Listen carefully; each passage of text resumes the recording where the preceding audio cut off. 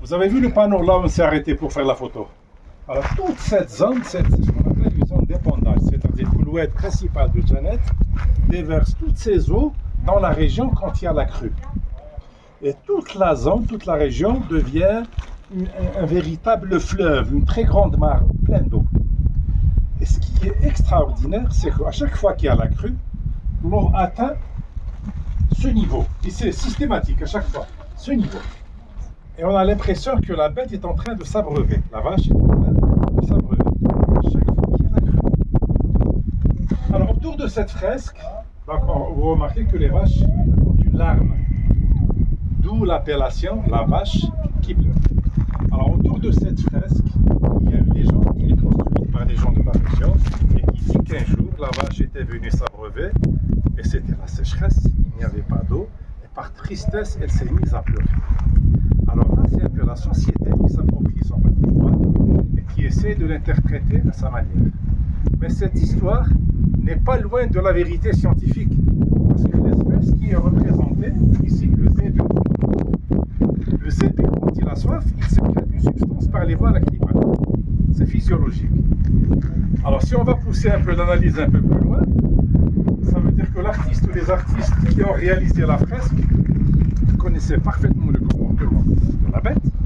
Ça veut dire qu'ils sont passés par toutes les phases de domestication et ils voulaient immortaliser un état de fait qui était la sécheresse. Maintenant pour sa datation. Vous savez qu'il est très difficile de dater une gravure ou une peinture. On la date par rapport au contexte. Vous voyez? Par rapport au contexte général. Et vous remarquez que dans ce désert, on va beaucoup parler d'archéologie. Mais on ne va pas voir beaucoup d'archéologie. Pour une simple raison, que l'archéologie est sous nos pieds. Tous les vestiges sont sous nos pieds. Et au mois de mai 2005, exactement, le vent a dégagé. Vous voyez la dune qui est derrière? Alors le vent a dégagé le sable et on a découvert un site néolithique qui était pratiquement intact. Et en le voyant, on avait l'impression que les occupants venaient à peine de quitter les lieux.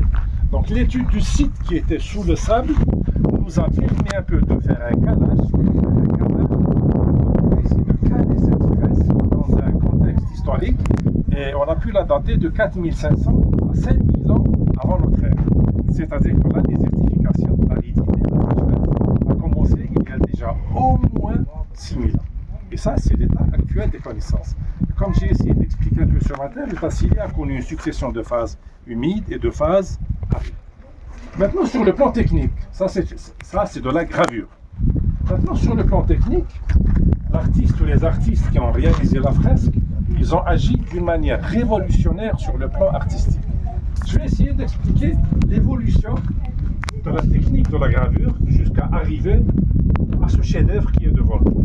Au début, pour graver un sujet, il piquetait le contour. Par exemple, pour graver un cercle, il piquetait le contour et il reliait le piquetage, ce qui nous donnait un trait en V, en V. Ça dépendait du geste. Ça, c'était la première technique, parce que les hommes ont commencé d'abord à graver avant de réfléchir et de penser à dépeindre des sujets. Juste après, ils ont pensé à élargir le trait, c'est-à-dire élargir le piquetage. Faire un piquetage plus large et relier les piquetages. Donc, et là, le sujet, on peut voir le sujet un peu en relief. Mais là, ils ont agi d'une manière très différente sur le plan technique et artistique. C'est une véritable révolution artistique.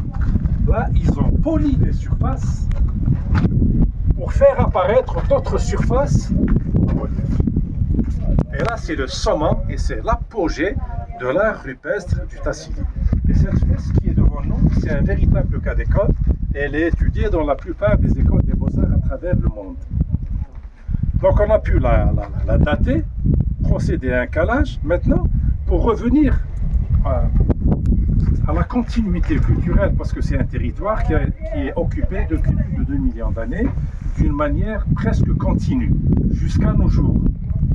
Les habitants de Janet, les trois tribus de Janet, ont toujours eu une relation très étroite avec leur environnement.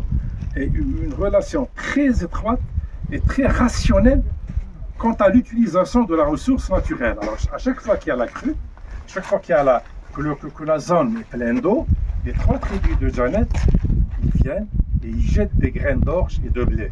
Et il y a un partage conventionnel du territoire qui est géré par un conseil de sages, et ils essayaient d'exploiter au maximum et d'optimiser au maximum les ressources naturelles, aussi maigres soient-elles.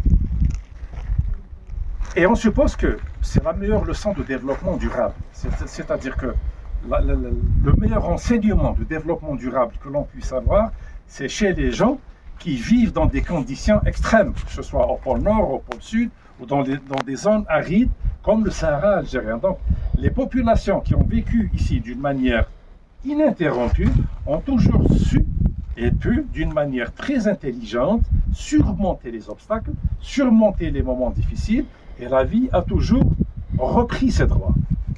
Donc là, c'est un site parmi tant d'autres, c'est un point parmi tant d'autres qui peuvent nous renseigner sur l'évolution du climat, l'évolution des paysages et des reliefs que l'on voit, parce que les reliefs que l'on voit, ils sont ainsi depuis au moins 15 000 ans.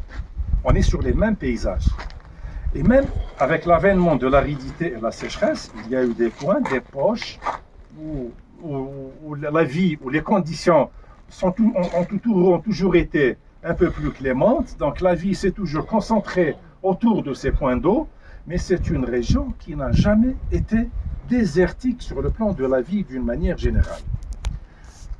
En plus de groupes humains qui ont peuplé ces contrées, du moment qu'ils ont pu vivre dans ces contrées d'une manière ininterrompue depuis plus de 2 milliards d'années, ça veut dire qu'il y avait des conditions, qui permettaient la vie.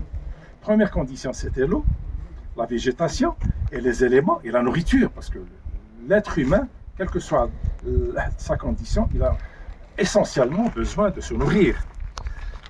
Et ce désert, c'est vrai que dans le subconscient des gens, comme j'ai essayé d'expliquer ce matin, que le désert c'est un peu le vide, où il n'y a rien, pas de ressources, pas d'eau, c'est du sable, des dunes, quelques palmiers, quelques dromadaires qui passent de temps en temps.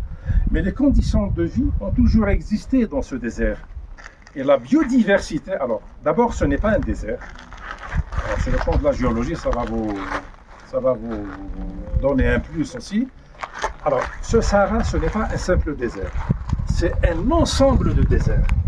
C'est un ensemble de déserts, c'est un ensemble d'écosystèmes qui sont interdépendants, mais qui ont cette particularité d'être extrêmement fragiles. Je vais vous donner un exemple qui va mettre en relief cette interdépendance entre les écosystèmes.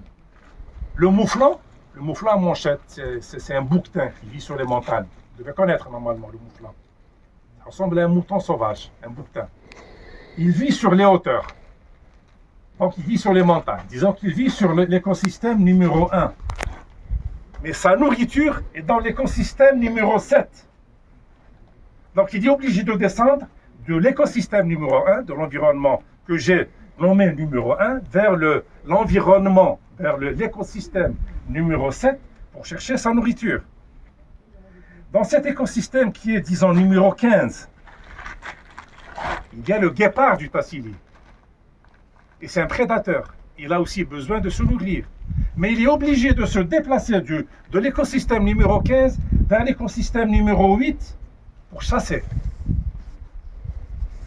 Et les proies qui vivent, les proies du guépard qui vit dans le numéro 15, elles aussi, elles ont besoin de vivre. Donc c'est toute une chaîne alimentaire. Elles vont aussi chasser dans un autre endroit, dans un autre écosystème. Donc c'est des écosystèmes qui sont interdépendants, mais qui ont cette particularité d'être extrêmement fragiles. Et les pertes, quand on perd un écosystème, il y a un effet domino, un effet de chaîne, et les pertes sont irréversibles. C'est-à-dire que ce que nous perdons, on le perd à jamais. Je parlais de biodiversité. Il existe dans le Tassili 375 espèces floristiques. Et elles ont toutes des vertus médicinales. Et je disais ce matin, j'ai essayé un peu d'expliquer ce matin d'une manière très brève que c'est une biodiversité qui peut nous renseigner sur ce qu'était la région avant la désertification, mais c'est une biodiversité et un potentiel naturel qui va apprendre à l'humanité entière une nouvelle manière de pratiquer l'agriculture, une nouvelle manière de s'alimenter, donc une nouvelle manière d'affronter ce qu'on appelle actuellement, ce qui est en vogue et à la mode, entre guillemets, ce fameux réchauffement et changement climatique. Je vais vous donner un petit exemple. Il existe dans le Tassili, par exemple, une plante qui, en 15 jours, donne la fleur et la graine, dès qu'il y a un peu d'humidité. Et ce qu'il faut savoir, ce qui est aussi fantastique et extraordinaire, c'est que tout ce que vous voyez en jaune, dès qu'il y a un peu de pluie, tout devient vert. Pourquoi? Parce qu'il y a des millions de graines en dormance dans le sol et elles sont très bien conservées. Donc c'est un espace géographique, c'est un territoire qui ne va pas révéler tous ses secrets, mais qui est plein d'enseignements et toutes les disciplines scientifiques, tous les scientifiques du monde s'intéressent actuellement aux sites similaires du Tassili. Et c'est pour cette raison fondamentale que le PNUD, le Fonds des Nations Unies pour le Développement, a inscrit le Tassili et le Hogar dans un processus d'études pour essayer de comprendre les changements climatiques, les variations climatiques, les perturbations climatiques que nous connaissons en ce moment, la perte de saison, on connaît plus de saisons, alors qu'il y avait 4 saisons bien distinctes, avec des dates bien distinctes, et on attend à un moment, moi je me rappelle qu'on attendait telle ou telle saison, on attendait le printemps, l'automne, l'hiver, et maintenant ça arrive que les choses sont tellement perturbées qu'il n'y a plus de saison. Donc il y a beaucoup de laboratoires scientifiques qui s'intéressent à cette région du monde, à l'instar d'autres régions aussi, pour essayer de comprendre et de déceler le secret qui a permis aux populations de vivre dans ce territoire pendant plus de 2 millions d'années d'une manière presque ininterrompue. Ils ont pu résister à tous ces changements, ils se sont adaptés à tous ces changements, et la vie d'une manière générale s'est adaptée à tous ces changements, et elle a toujours repris ses droits. Je m'arrête un moment s'il y a des questions particulières. Ne vous gênez pas s'il y a des questions. C'est-à-dire s'il y a actuellement un réchauffement climatique, il y aura une façon cyclique qu'il y aura... Absolument. Absolument. Parce que ce qui est établi scientifiquement, c'est qu'au moins pendant ces 3 derniers millions d'années, il y a eu une succession de phases humides et de phases arides. Et la vie a toujours repris ses droits.